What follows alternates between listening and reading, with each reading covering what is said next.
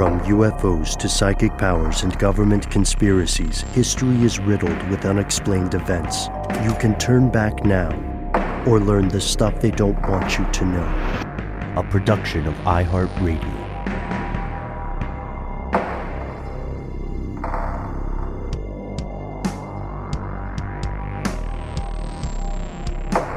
Hello, welcome back to the show. My name is Matt. My name is Noel. They call me Ben. We're joined as always with our super producer, Paul Mission Control Decant. Most importantly, you are here. That makes this the stuff they don't want you to know.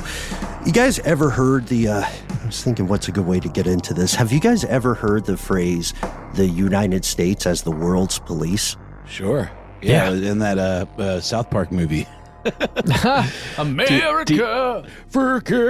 Team America, World Police, right? That was the whole joke behind that movie. Mm-hmm. Well, yeah. Simply because we go around setting up military bases in a lot of places. Willy and or nilly.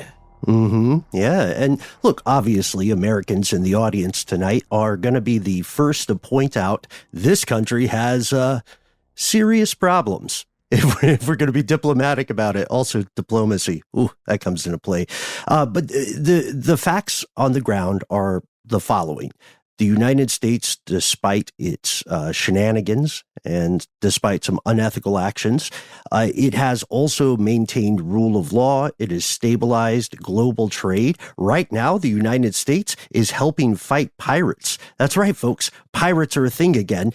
And it turns out if he digs your vibe, Uncle Sam can and will provide endless benefits to your government. And military. And military. Well, first your military, and then maybe your military becomes your government. As they say in the musical Hamilton, it must be nice. It must be nice to have Washington on your side. This is the story of one such program, a traveling show, if you will, called Exercise Flintlock. What is it? Why do critics deem it controversial?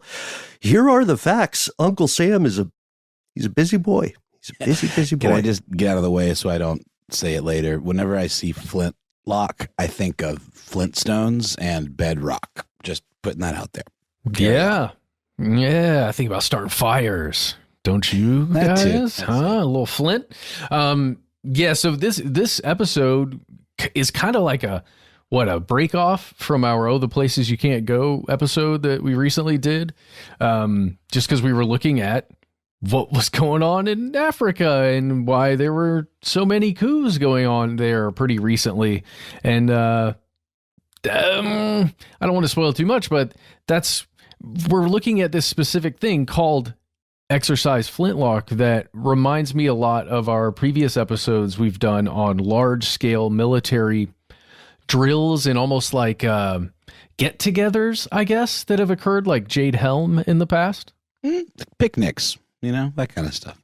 Get-togethers. Yeah. A little bit of fellowship, a little bit of common interest shared. Some light target practice, perhaps. Some ops. Yeah, but in like Jade Helm that we've covered in the past, like I said, you can find our episode on it. It's almost more of private military contractors and companies that produce military gear kind of getting together and showing off what's available, right? Right. And then like a trade show almost. It is like a Comic-Con. with a mixed in like urban battleground exercise kind of thrown in there, What was the one that the conspiracy theory was that they did it at Walmart or something, or they Jade took Helm. over? That was the one. Yeah, that ended up being bunk, but it was believable for a second. I think it was due to concerns about FEMA because there were many pre-made containers that were arriving via rail. There was also a helicopter. We talked about that. That's right. That was in a disused Walmart. That ended up being storage for some official use. They were just using that, or they're releasing that property for official storage use. Mm-hmm. And, most people in the United States are, I would say, vaguely aware that Uncle Sam gets up to some stuff abroad. And accept this as a known fact and don't often dig deeper into the specifics of these activities, much less the economic forces at play, unless they are pointed toward exploration of these via, your favorite media of choice. And it's true, the U.S. has committed numerous horrifically illegal acts on foreign soil and, spoiler, on its own people, on its own soil in the past. These acts continue in some version in the modern day, according to critics. And yes, the U.S. economy makes a great deal of profit from these activities year over year. I was hoping, if it's okay with you guys, we could throw to just one little juicy nugget from old President Eisenhower, which our pal Rob Reiner also pointed to in an earlier it's conversation. Not a dinosaur shaped, because it might be a dangerous nugget if that's the case. The thing you just said, Ben, about the horrific acts, illegal acts, it kind of feels like one of those things where the sentiment is, well, if we do it, it's not illegal. Because we never make it to any kind of criminal, like international court to be judged. Well, unless you throw a little party like the church committee that, again, we just talked about with Mr. Reiner. And the United States does not respect the jurisdiction of the ICC, the International Criminal Court. So former President Eisenhower, on his way out of office, this is something we talked with our pal Rob about, he warned the United States and indeed the world that he was worried a certain industry might take over what he saw as the otherwise noble mission of being the global police. Here's a short clip from his farewell address. In the councils of government, we must guard against the acquisition of unwarranted influence, whether sought or unsought, by the military-industrial complex. Fun fact about that speech, he did write it himself, and before he went to air with this farewell address, he was calling it the Military-Industrial Congressional Complex. That Which part was a got dig, snipped right? out. That was yeah. Wouldn't that have been considered a dig on Congress? And so they thought it was too much, or what? Well, somebody's got to authorize the war and the military actions. At least, yeah. I just mean it got cut because it maybe was considered a little too pointed, perhaps, right? Yeah. Hashtag Smedley Butler was right. There is another factor in this, which is that in the process of pursuing hegemonic power and year over year profits for different connected companies, the United States does also ensure a degree of, when things work, stability, continuity, and safety. Depends on your perspective, though, because a significant amount of U.S. military activity on foreign soil, it centers on what we would call facilitation. We're not going to wage the war, but we're going to teach you how wars are waged. We'll give you a little nudge, maybe a little help, perhaps some armaments. Interested? Shout out School of the Americas.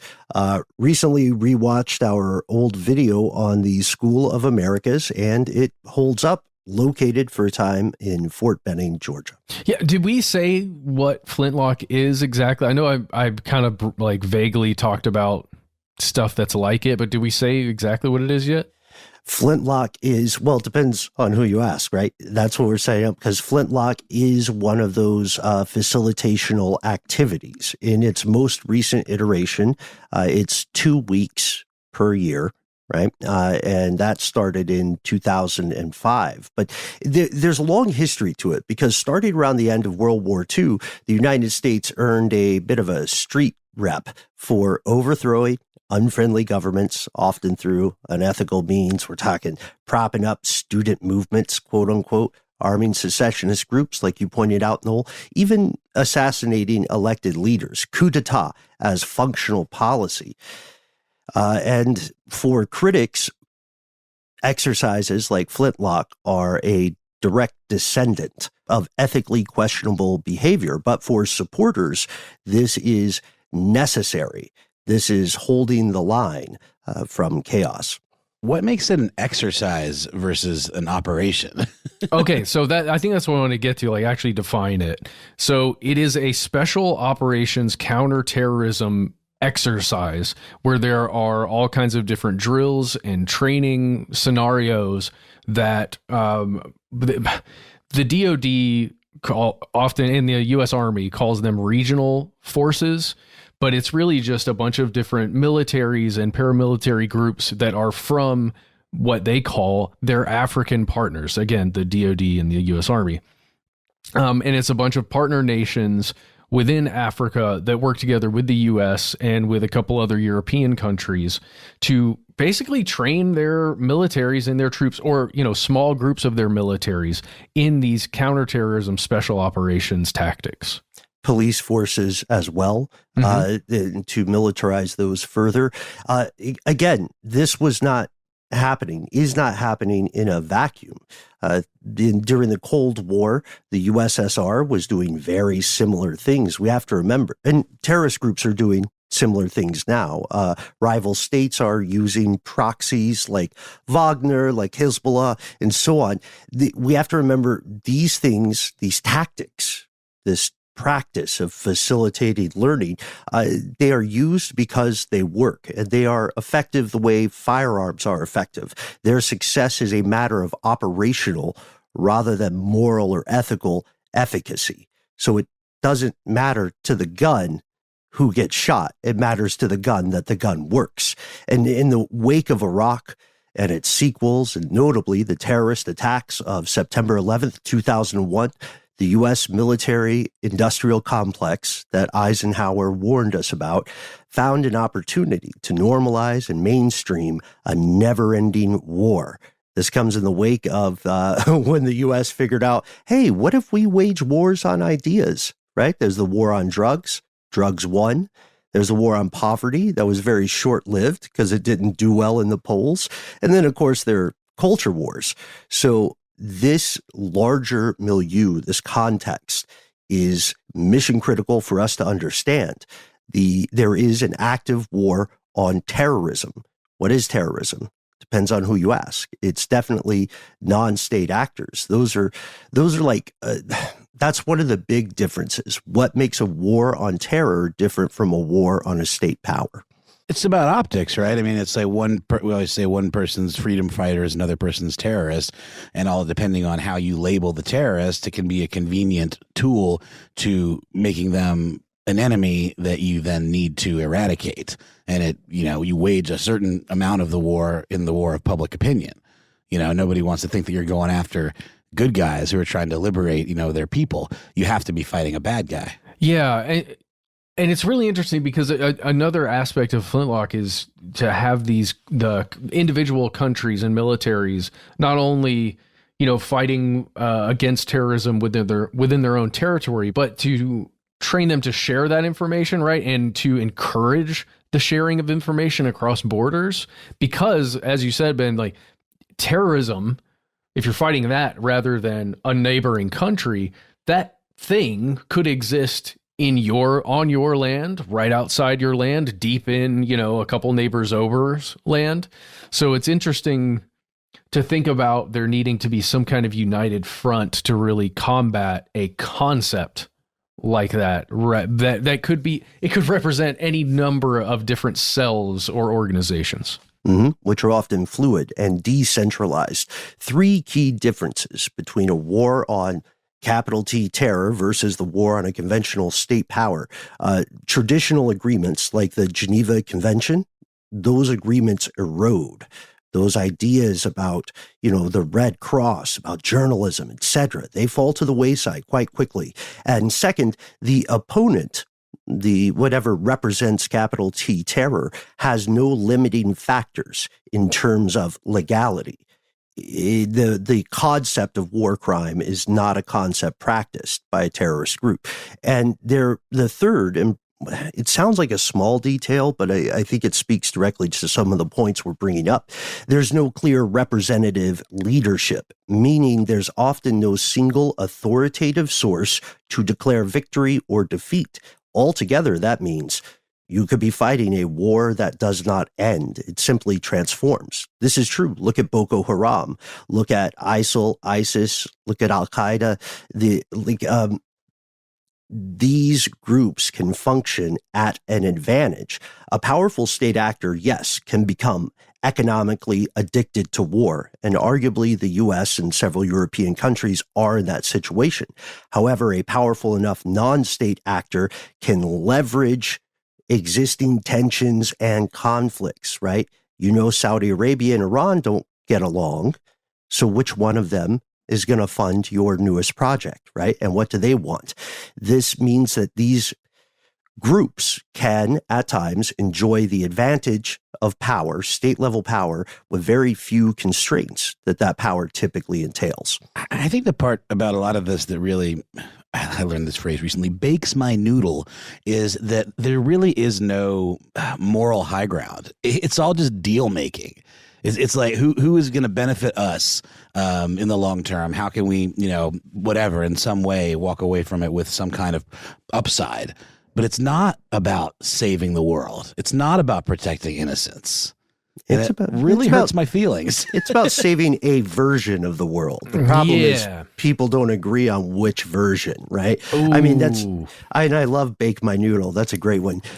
Something to bring up in here is that you're talking about who's going to fund it. We'll get deep into this, but in the case of this giant exercise Flintlock that we're going to be talking about, it's not just the U.S. military and the partners, like the European partners, coming in with a bunch of money and saying, hey, have some free training, right? This is the U.S. and these contractors and everybody that's working, with them for this training, getting these African countries to pay to be a part of it that then funds the entire thing, right? It's not just some party that they're going to have. It gets funded by the members, the partners that are selected from the African countries. And as long as you don't look too deep into the forensic accounting of where the money to fund that stuff comes from, then it's all well and good. There are clear good and bad guys. The United States encountered a renaissance of training and facilitation across South America, Asia, parts of Europe, the continent of Africa. Uncle Sam started growing, training, and guiding militaries in a conflict that it characterized as a borderless conflict. The idea at first blush, obviously, it's utopian. Could we stop wars before they began? If we could, then we would necessarily have to. It would be the ethical thing to do. Flintlock grew from this milieu, and that's part of why it continues today. It's like green war. It's packaging. This idea of a war without borders, it's not possible. That's not how wars work. But it's all about this kind of like PR line. It's making me very, very depressed. Well, this is us giving you some context. This is us giving a little bit of a dance in the shallow pool. Let's pause for a word from our sponsors and dive into the deep water.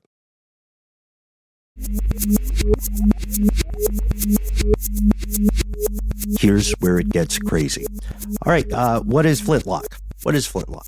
Well, first, Flintlock is kind of an umbrella term that describes a series of different, like you said, Matt, different training programs. Again, sort of like exporting American tactics and possibly a little bit of ideology, but definitely training and hardware to other countries. So let's go to the United States Africa Command, street name AFRICOM, which is, that makes sense. It's a nice portmanteau. Here's how they describe this ongoing program. Flintlock, U.S. Africa Command's premier and largest annual special operations exercise, has taken place annually since 2005 across the Sahel region of Africa among nations participating in the Trans-Sahara Counterterrorism Partnership and are planned by African partner nations Special Operations Forces, Special Operations Command, Africa, and the U.S. Department of State to develop the capacity of and collaboration among African security forces to protect civilian populations. Great. 10-10. No notes, right? There's a lot of somewhat vague language there, right? The Trans-Sahara Counterterrorism Partnership is something that a lot of people in the West probably haven't heard of, because why would you know about this if you weren't looking? The statement that you read, Noel, it's from 2023. However, Flintlock, going to your earlier point about an umbrella term, Flintlock is much older as an idea. It dates back to the 1960s when Special Forces Group, it was a 10th Special Forces Group, they were attempting to fight against communism. They were training forces in Denmark and Germany, West Germany, of course, and Spain and Greece.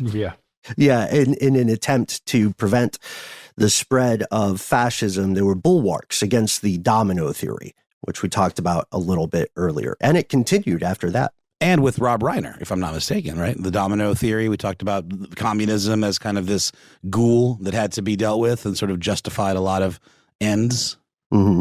Specifically Vietnam, Southeast Asian theater. And we have to remember that on the other side of the Cold War equation, the USSR was looking at capitalism in much the same way. Exercise Flintlock, this is a cool little bit of history. It continued, some version of it. And we know that the roadshow moved to the United Kingdom in the 1980s. And we know part of this due to an extremely unfortunate death. Sergeant First Class, a guy named Clifford Strickland, died testing something that in theory is super cool. It's the skyhook system. Remember that from Christopher Nolan's Batman? Oh, yeah. That's immediately what came to mind. Yeah. Wait, I don't know what that is. What is that? Skyhook was remember the scene where he like gets extracted with like a harness and then like basically a plane he takes comes the down. Accountant out. Yeah, okay. The evil accountant. Big scene. He's in Tokyo or something. Like he's definitely out of the country, and it's meant to be like a military level extraction kind of. I believe he's in Hong Kong because the government of China will not extradite one of their own. That's the line there, right? And so anyway, Flintlock also has this experimental aspect to it, right? There's a lot of tried and true training and tactics, and then at least in the 1980s, there were a couple of more innovative things that went spectacularly wrong. And when people talk about Flintlock now, they're not really talking about that stuff from decades ago. They're referring to the ongoing training program via AFRICOM and its partners that began in 2005. The less sexy, less cool name for this kind of stuff is JCET, Joint Combined Exchange Training. Snapping the fingers to wake up anybody who fell asleep hearing that. Oh, no, you're a chicken again. Oh, sorry about that. You've been hypnotized this whole time. The worst thing you could possibly be. Please don't chase me around a campfire. Tiny dinosaurs. Sorry. Yeah. Well, just this exercise is so complicated and weird, and it's got such a history, Ben. Thank you for finding all this stuff in the history. It's so nuts, but it's weird to think that it's not just U.S. military. It's not just United Kingdom military and those two Western forces and their interests and training that's being provided, right? The tactics that those two countries have. They're bringing in all kinds of other partners. I think Germany has been a part of it for quite a while. They're a major part of AFRICOM in general. But it's not just U.S. military training. It's also like U.S. intelligence from the FBI that gets involved to share tactics for policing. As you said, these exercises get involved with the local police forces, as well as the Department of Justice to help out with, how to actually bring justice to the bad guys once you get a hold of them, or how to pursue those things. And even the State Department of the United States, when it comes to those anti-terrorism activities and how to track down, basically how to investigate, track down, and then in a weird way, question like local civilians of a residential area where maybe something has gone down. You're tracking leads, how to interrogate people. It's really crazy how just multifaceted this series of exercises is. Another important point there in terms of the intelligence stuff and the State Department stuff, from my understanding, there's a significant amount of instruction put into what we would call hearts and minds projects. Like, not only how do we find the people we're calling the bad guys this decade, but how do we also persuade civilians in rural areas that we are in fact the good guys? How do we frame and guide their perspective? Well, yeah. How do we get those people to raise a hand, right? The whole see something, say something kind of mentality. You can see that getting injected into this. Hey, I'm a stranger from Langley. Snitch on your cousin for me. What's going to happen? Oh, he's probably going to die, but... Well, they don't tell you that up front. You guys like blue jeans? You guys like 50 Cent? It's the same way the cops do you, and they try to get you to flip on somebody. They say, oh, you'll be fine. We'll protect you. Don't worry about it. And then, they don't, and you end up dead. And again, when we talk about this, when we talk about things like Flintlock, I think it's very important for us to say we are in no way accusing the people who are operating there of being supervillains. We're not saying they're out there to do evil stuff. Again, if you look at the official rationale, and if you look at the types of programs, which, some of it's classified for sure, but if you look at what they're doing, they are attempting to empower people. They are attempting to empower local governments that would otherwise potentially be overrun by the consequences of previous similar exercises. Whatever, it's true.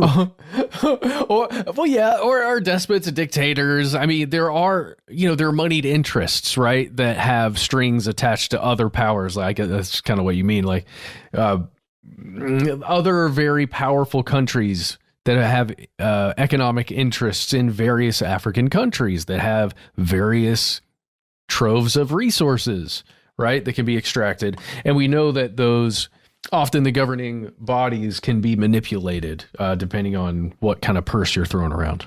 Yeah. Shout out to Wagner, right? Mm-hmm. Street name Russia. Shout out to our good friends working for Uncle G. You know what I mean?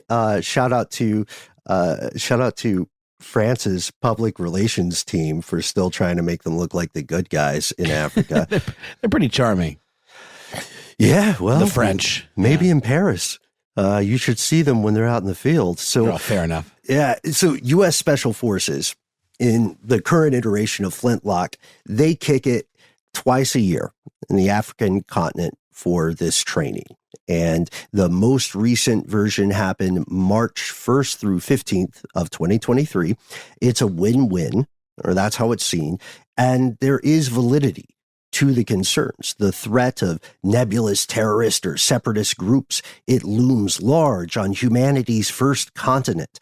Specifically now, in 2023, Flintlock is attempting to provide expertise and security for nations being affected by chaos in the Sahel, like you mentioned, Noel, the Sahel region of Africa.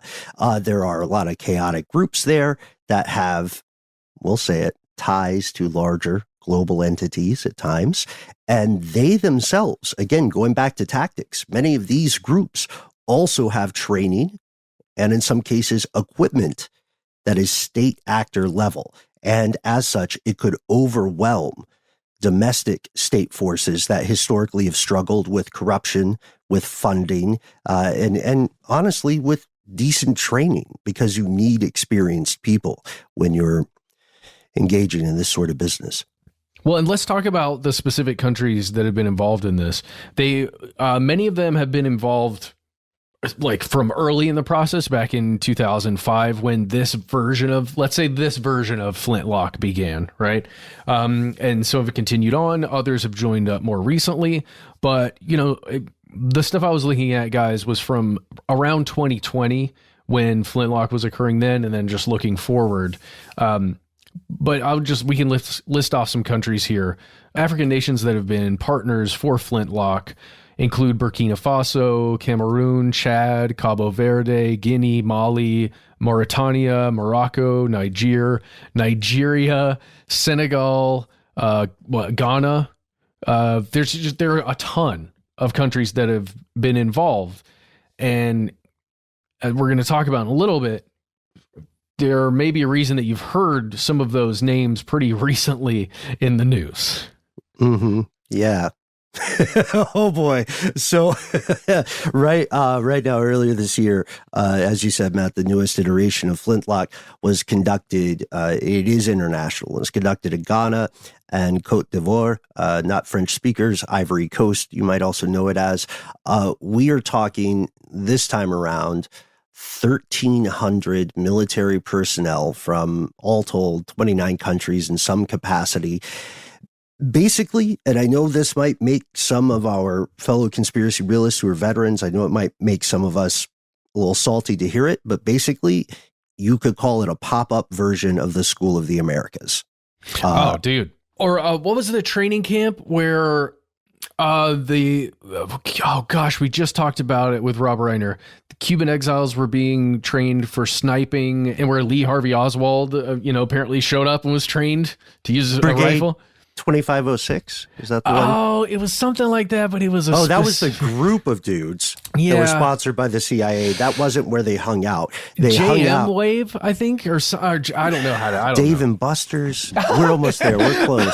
Damn it. It was one of those. It was definitely one of those, or something like it. But the aim of Flintlock is to, again, empower local governance. Right? Empower the local armed forces, which does often involve militarizing the police, such that they can continue things that we often take for granted in the United States. Just to be very clear, one example would be the peaceful passage of power, right? The fact that for quite some time, the United States, a very young country, has successfully and peacefully passed from one president to another, even when they clearly hate each other. Like, the fact that has happened for a couple centuries is kind of cool. And it's not super common in world history for that kind of thing to occur. So there is validity to the statement about this, but there's also the other side. One of the big factors here, it's not altruism.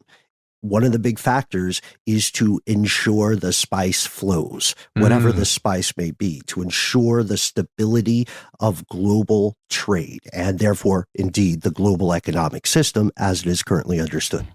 Guys, if you don't mind, I'd love to read a quick quote from R. Clark Cooper that we talked about before. This guy is a part of the, I guess, he's a part of the State Department, let's say, and he is speaking at the closing ceremonies for Flintlock 2020. And he's talking about, I think, the same thing, but not saying it out loud.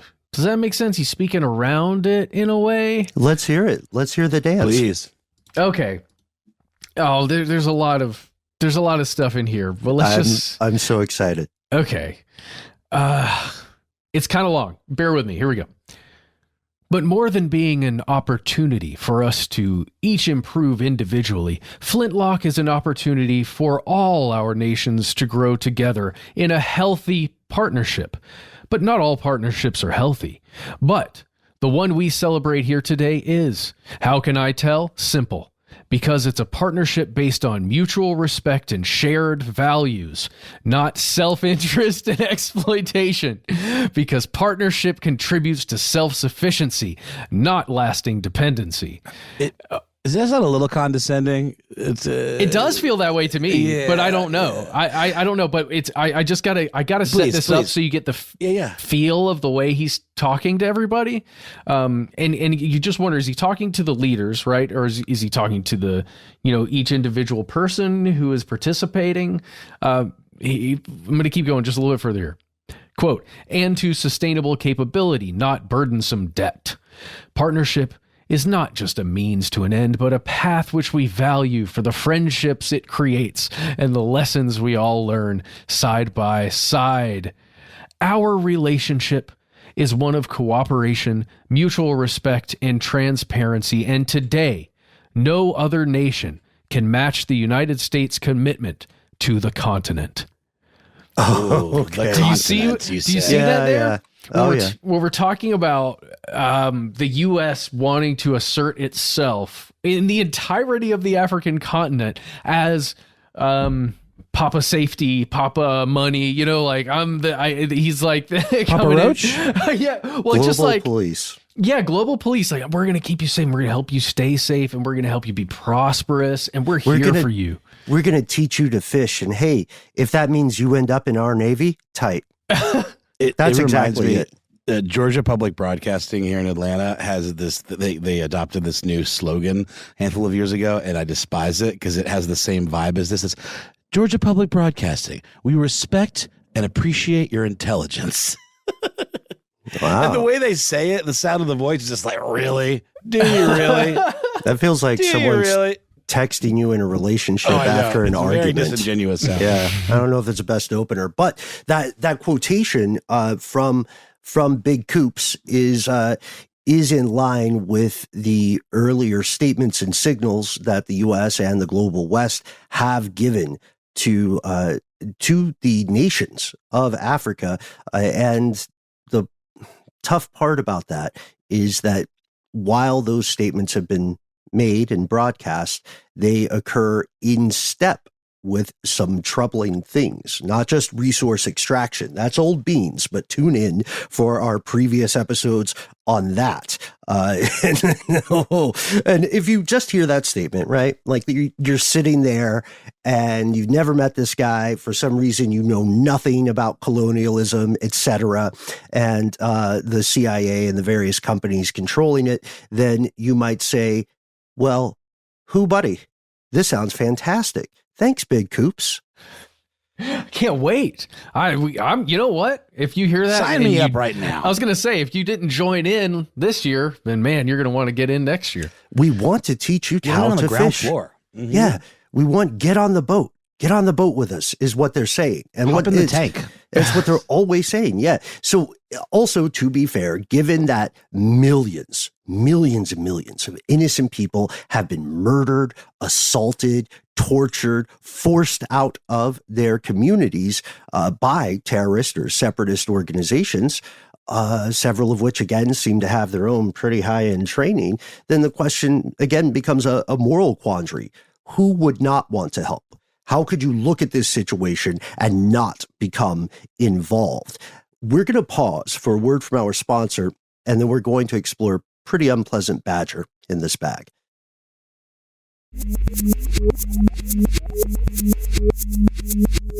We're back. As we've seen in the case of the School of Americas, or the Americas, excuse me, as well as in the cases of various student activist and freedom fighter groups, there isn't a lot of oversight applied to what happens post-training.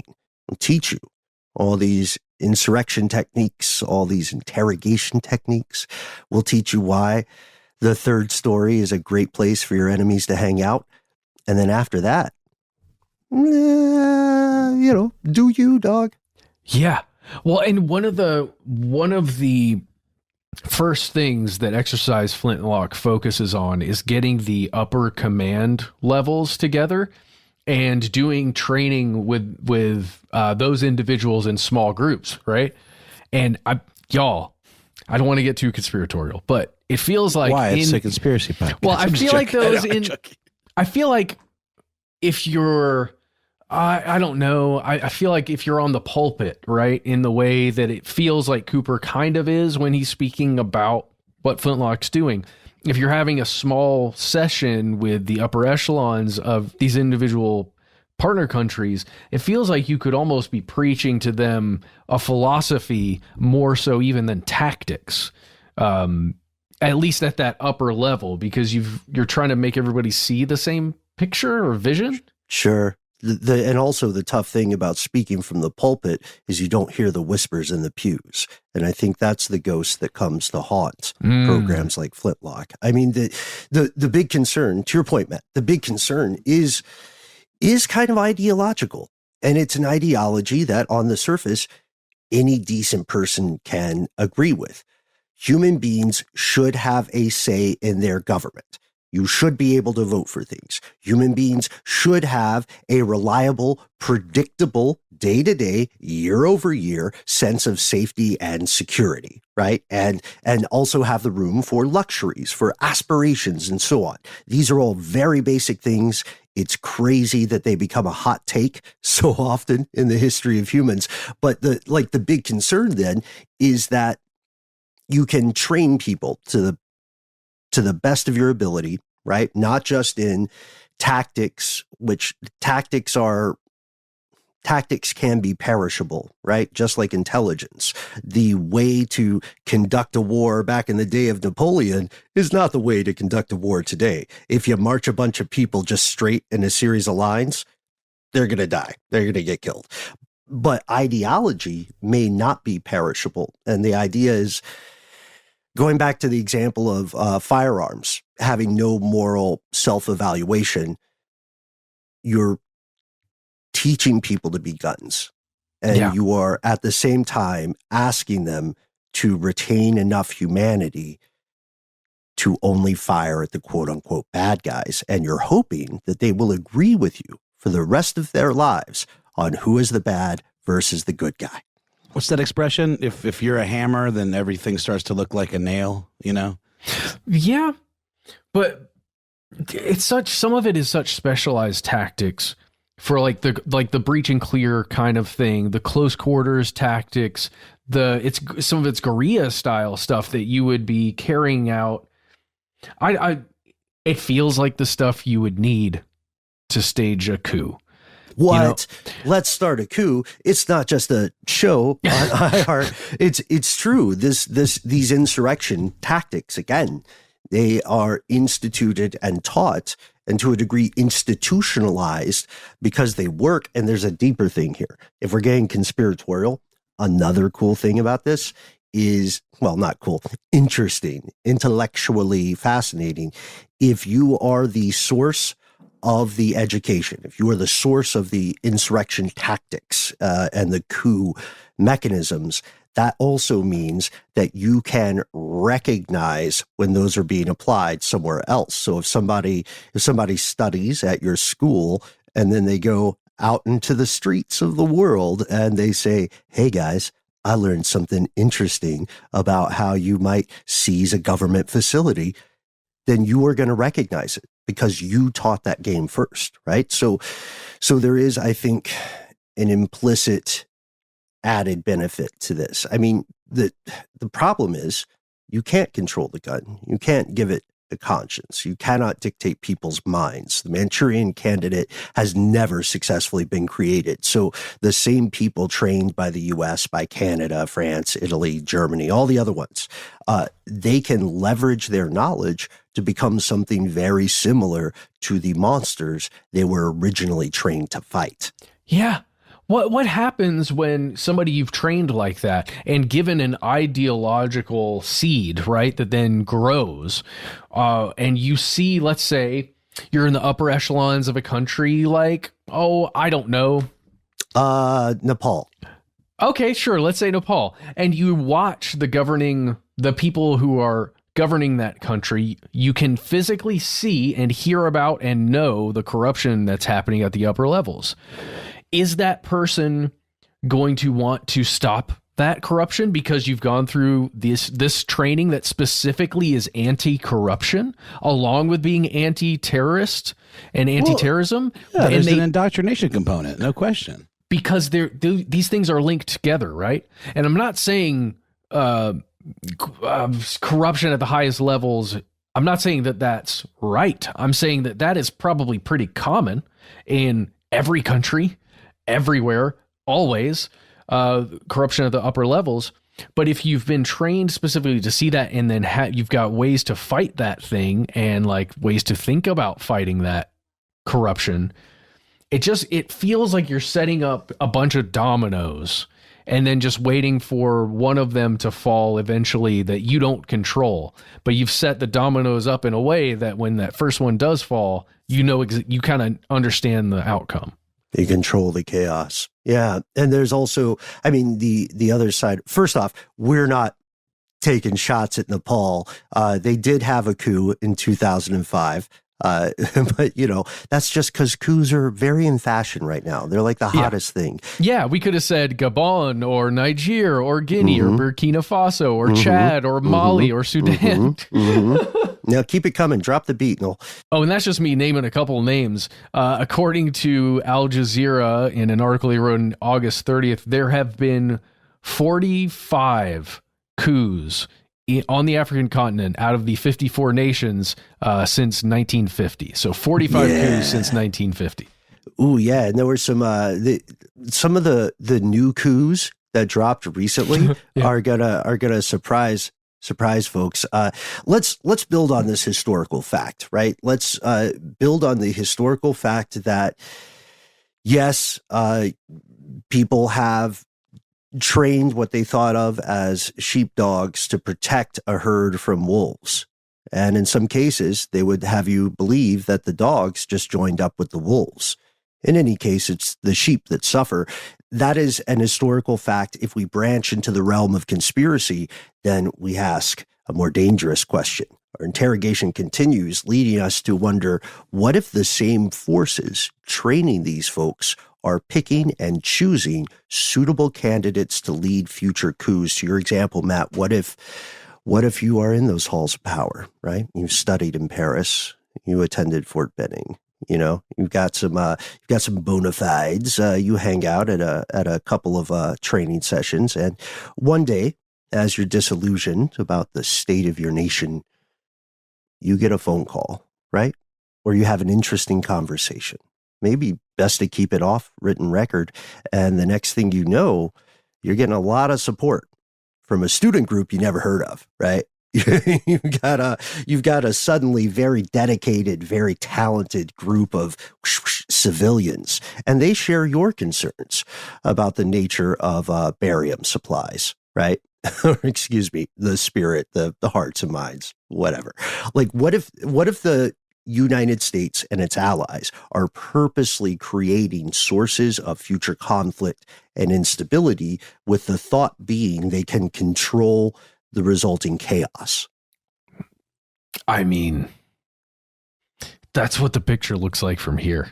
We can't prove it. We can't prove any of that. There's an Intercept article I think we're going to get to where there's an interview.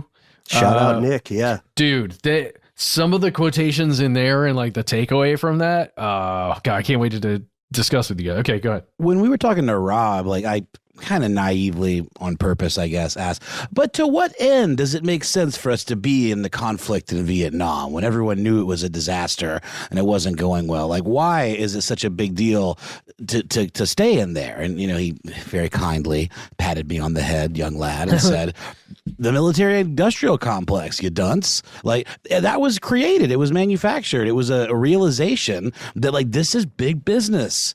And this is, if we can maintain circumstances where we're in control of this flow of money, largely money that doesn't even have to be accounted for, then we're going to enrich everybody that we know. And that, we'll have infinite favors forever.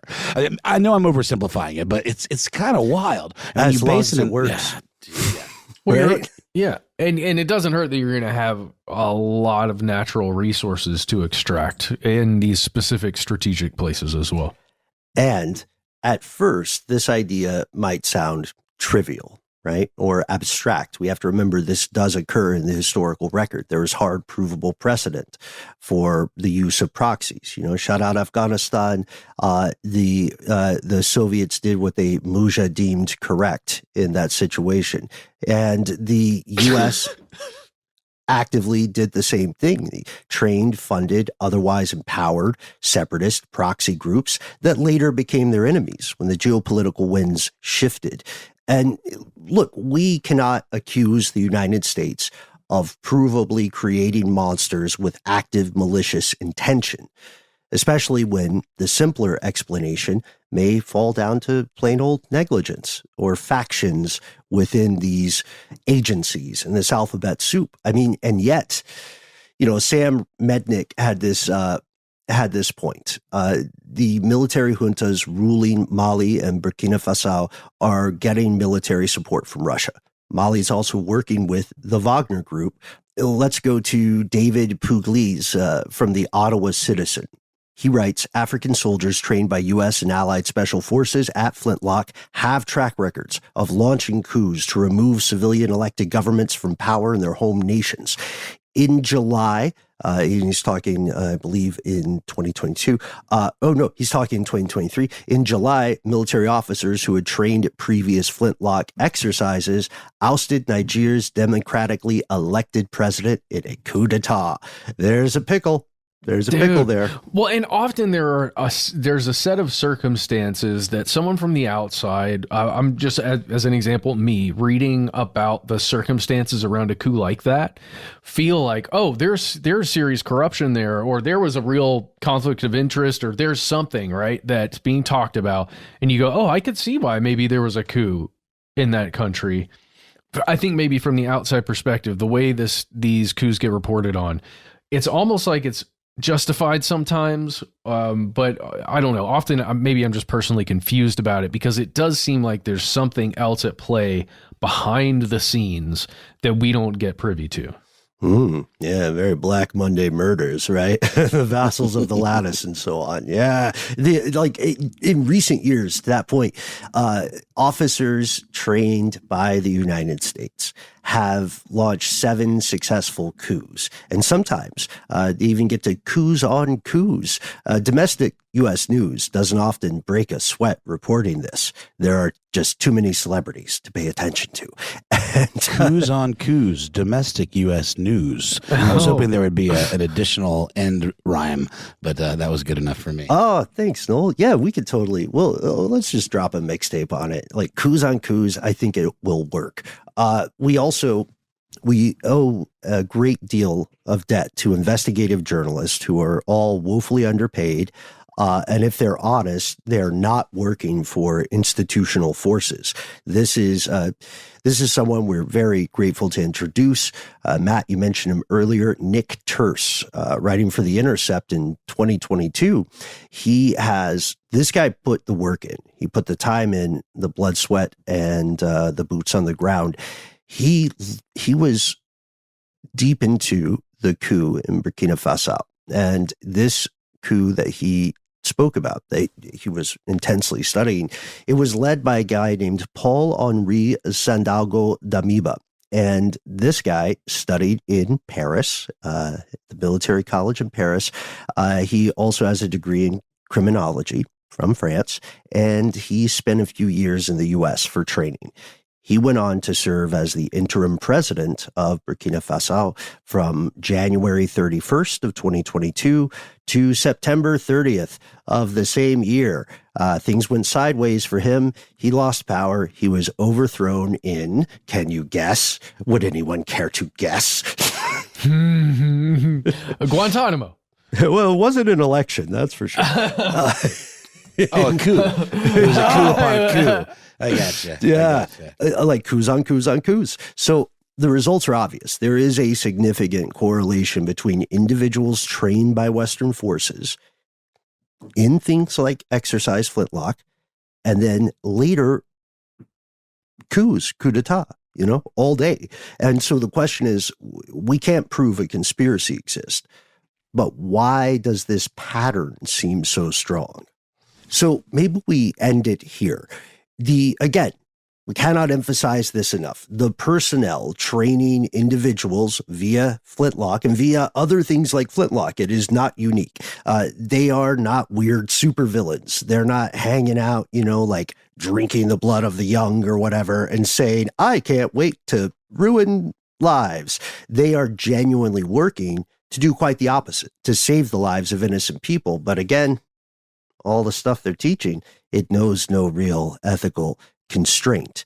The window that you push someone out of, that window never asks you why the person is falling. You know what I mean? It's just a window or it's just a gun.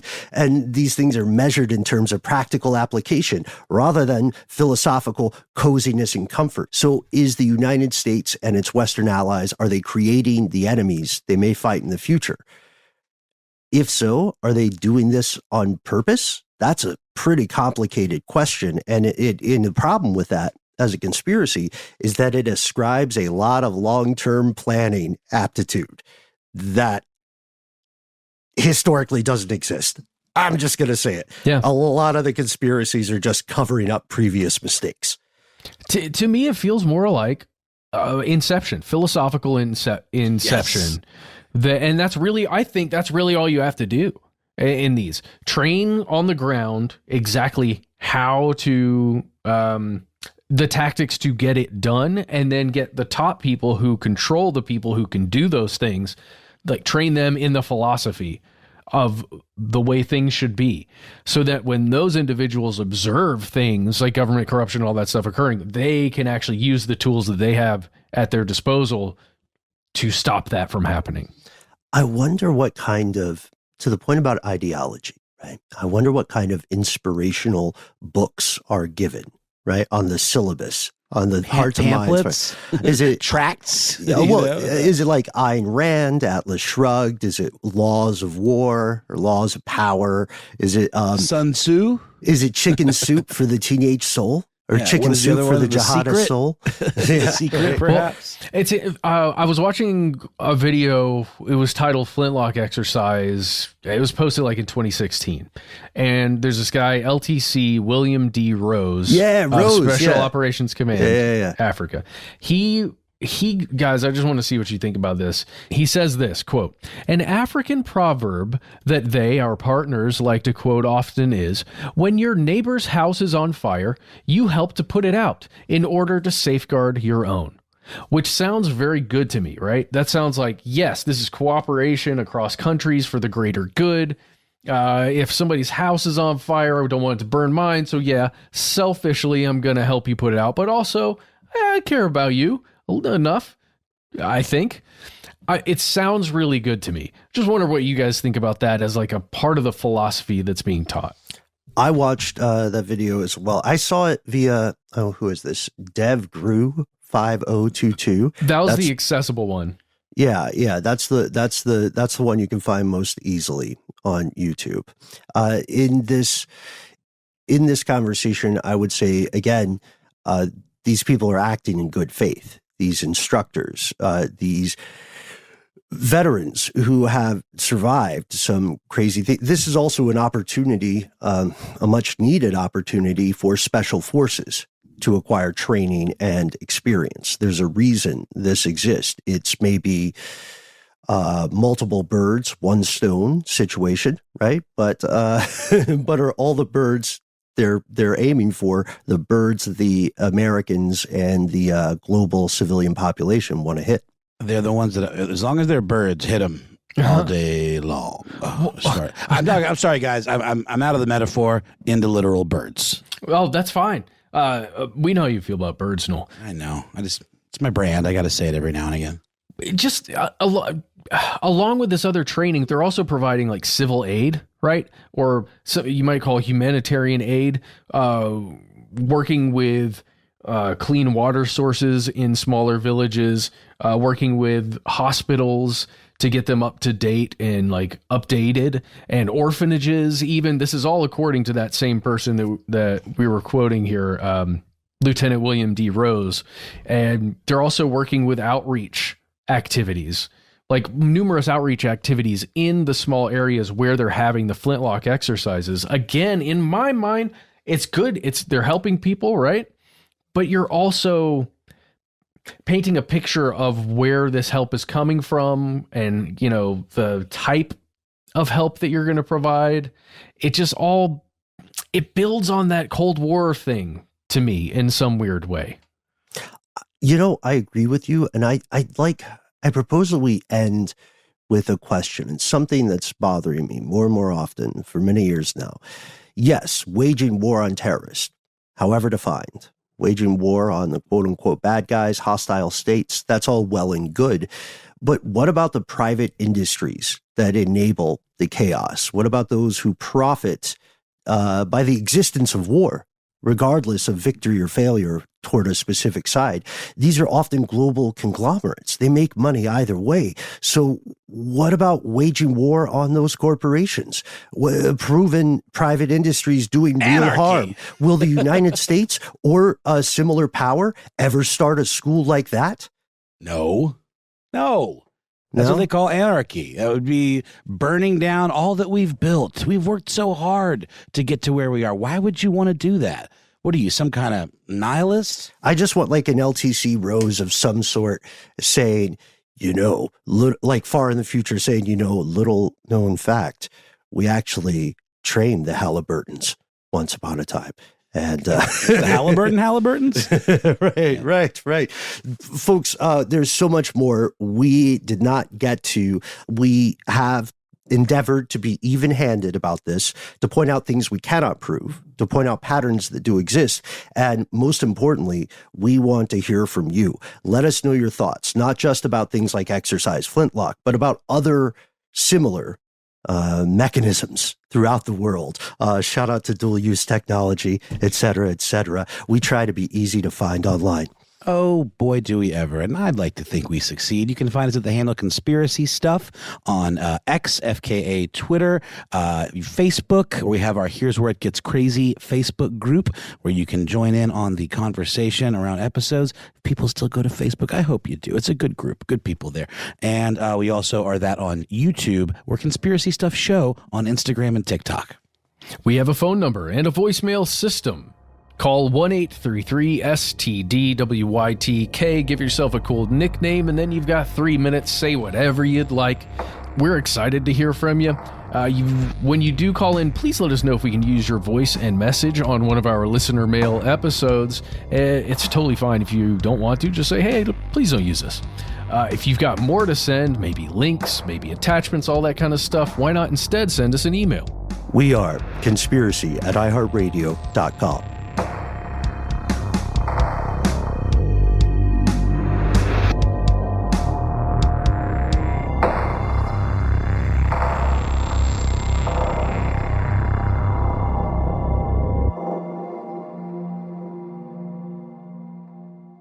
Stuff They Don't Want You to Know is a production of iHeartRadio. For more podcasts from iHeartRadio, visit the iHeartRadio app, Apple Podcasts, or wherever you listen to your favorite shows.